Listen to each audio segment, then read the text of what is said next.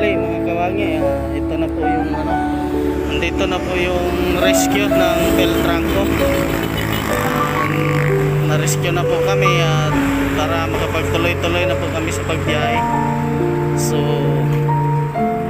yan mga kawangi, ginagawa na nila, makikita niyo sa video. Dito yung rescue nila, rescue truck nila. Saka ito yung gumagawa na dito sa nagpapalit ng alternator.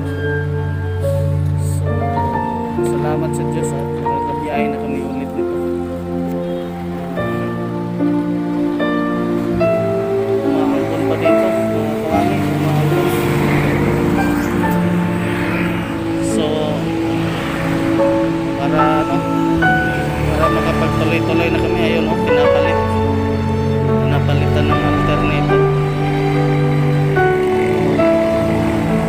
So madali lang siguro to, papalit lang.